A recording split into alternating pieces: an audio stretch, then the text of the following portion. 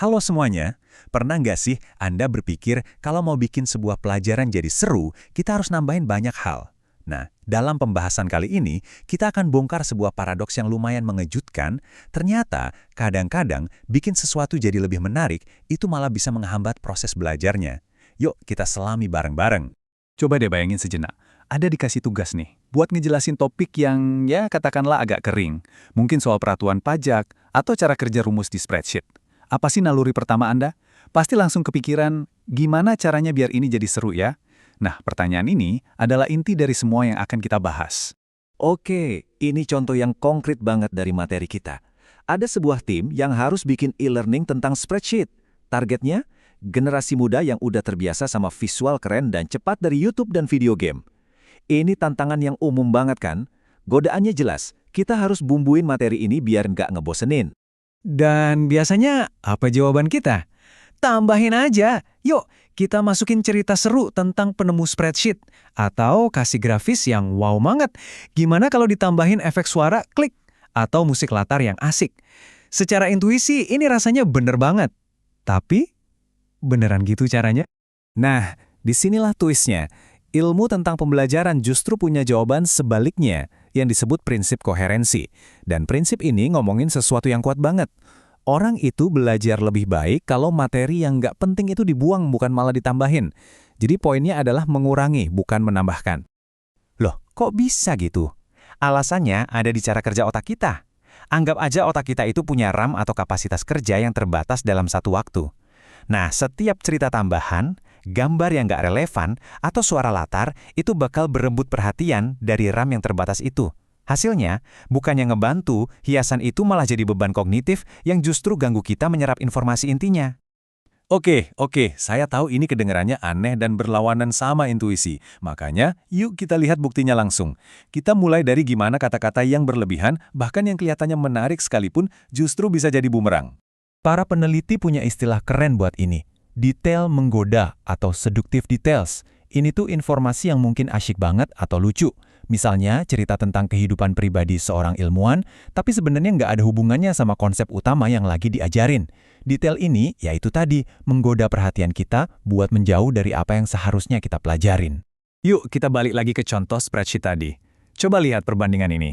Di kiri, layarnya penuh banget sama teks penjelasan yang panjang. Di kanan, presentasinya jauh lebih ringkas, to the point. Walaupun yang kiri kelihatannya lebih lengkap, ternyata yang kanan inilah yang terbukti lebih efektif bikin orang paham. Nah, ini datanya, dan ini yang bikin kaget.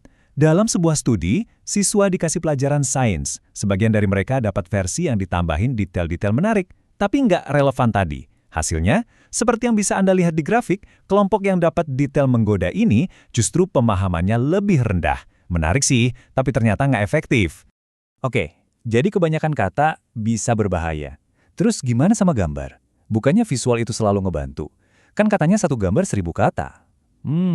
Ternyata nggak selamanya begitu. Mari kita lanjut ke bukti berikutnya. Wah, ini contoh yang luar biasa banget. Buat ngajarin tentang sirkulasi darah, peneliti ngebandingin dua gambar. Satu gambar garis yang super simpel di kiri, dan satu lagi ilustrasi jantung yang detail dan akurat banget secara anatomi di kanan.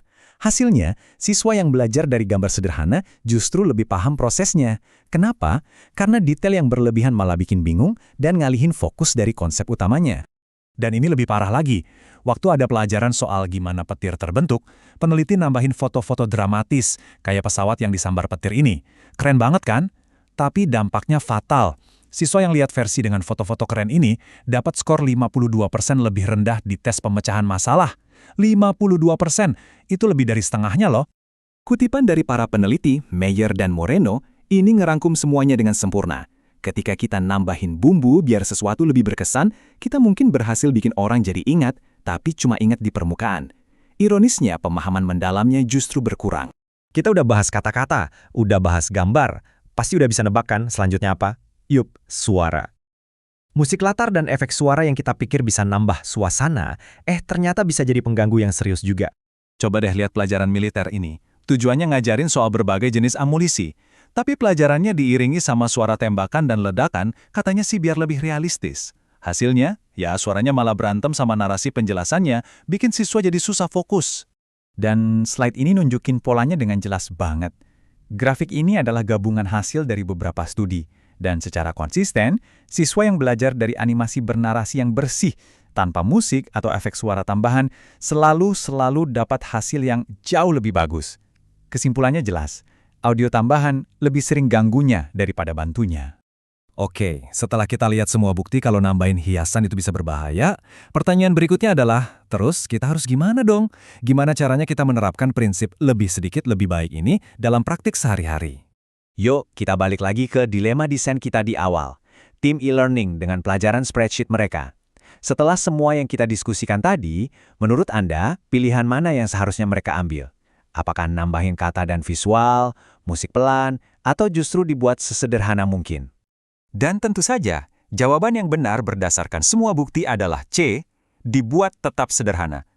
Menghilangkan elemen yang nggak perlu, itu adalah cara terbaik untuk memastikan pesan intinya nyampe dan dipahami dengan baik oleh sebagian besar orang.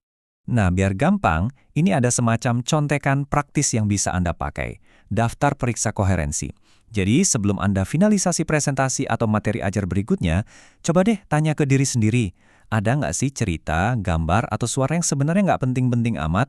Visual yang saya pakai udah cukup simple belum ya? Bisa nggak ya ini saya sampaikan dengan kata-kata yang lebih sedikit? Jadi, ini dia pemikiran terakhir buat Anda.